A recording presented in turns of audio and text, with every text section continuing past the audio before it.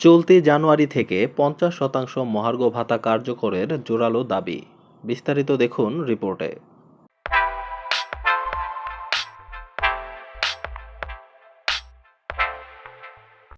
২০১৫ সালের পে স্কেলকে সরকারি কর্মচারীদের জন্য বৈষম্যমূলক উল্লেখ করে বর্তমান বাজারের সাথে সামঞ্জস্য করে মহার্ঘ ভাতা চালুর দাবি জানান সরকারি কর্মচারী দাবি আদায় ঐক্য পরিষদ। ১৮ এপ্রিল শুক্রবার রাজধানীতে এক আলোচনা সভায় তারা এ দাবি জানান। এ সময় তারা বলেন, ২০১৫ সালের পে স্কেল ছিল বৈষম্যমূলক। সেখানে কর্মকর্তাদের সাথে কর্মচারীদের বড় বৈষম্য রয়েছে। গেল ৭ বছরে পে স্কেল সংস্কারের দাবি করা হলেও তা করা হয়নি।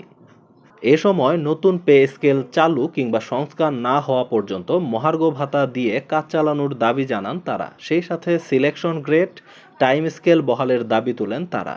দাবি আদায় না হলে ১লা মে থেকে সকল কর্মচারীরা প্রেস ক্লাবে গণজামায়াতের ঘোষণা দেন কর্মচারীরা।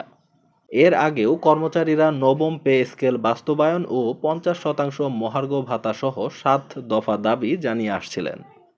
কর্মচারীদের দাবির মধ্যে রয়েছে বৈষম্যমুক্ত নবম পে স্কেল বাস্তবায়নের জন্য পে কমিশন গঠন ও পে স্কেল বাস্তবায়নের আগ পর্যন্ত অন্তর্বর্তীকালীন সময়ের জন্য ৫০% মহার্ঘ ভাতা চলতি জানুয়ারি থেকেই কার্যকর করতে হবে। যে সকল কর্মচারী মূল বেতনের শেষ ধাপে উন্নীত হয়েছে তাদের বার্ষিক বেতন বৃদ্ধি নিয়মিত করতে হবে। বেতন স্কেলের বৈষম্য নিরসনের জন্য ১০ ধাপে বেতন স্কেল নির্ধারণ সহ পে কমিশনে কর্মচারী প্রতিনিধি রাখতে হবে। সচিবালয়ের মতো সকল সরকারি, আধা সরকারি দপ্তর, অধিদপ্তর, পরিদপ্তর ও স্বায়ত্তশাসিত প্রতিষ্ঠানের সমপদগুলোর পদবি ও গ্রেড পরিবর্তন করতে হবে এবং এক ও অভিন্ন নিয়োগ বিধি প্রণয়ন করে কর্মচারীদের মধ্যে সৃষ্ট বৈষম্য দূর করতে হবে। ২০১৫ খ্রিস্টাব্দের পে স্কেলের গেজেটে প্রত্যাহারকৃত ৩টি টাইম স্কেল, সিলেকশন গ্রেড পুনর্বহাল ও সব স্বায়ত্তশাসিত প্রতিষ্ঠানে গ্র্যাচুইটির পাশাপাশি পেনশন প্রবর্তন সহ বিদ্যমান গ্র্যাচুইটি আনুতোষিকের হার ৯০%-এর স্থলে ১০০% নির্ধারণ ও পেনশন গ্র্যাচুইটি ১ টাকার সমান ৫০০ টাকা নির্ধারণ করতে হবে। বাজার মূল্যের লাগামহীন ঊর্ধ্বগতি ও জীবনযাত্রার ব্যয় বৃদ্ধি এবং মুদ্রাস্ফীতি বৃদ্ধির বিষয় বিবেচনা করে প্রদেয় সব ভাতা পুনর্নির্ধারণ, ১১ থেকে ২০তম গ্রেডের রেশন ব্যবস্থার প্রবর্তন ও সরকার থেকে গৃহঋণ সুবিধা সহজ করতে হবে। ব্লক পোস্টে কর্মরত কর্মচারী সহ সব পদে কর্মরতদের পদোন্নতি বা ৫ বছর পর পর উচ্চতর গ্রেড দিতে হবে।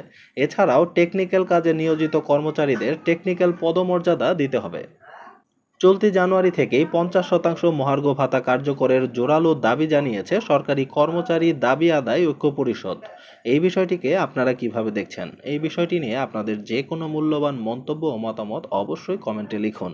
দেখা হবে নতুন কোনো ভিডিওতে নতুন কোনো গুরুত্বপূর্ণ আপডেট নিউজ নিয়ে। ততক্ষণ পর্যন্ত ভালো থাকুন। আল্লাহ হাফেজ।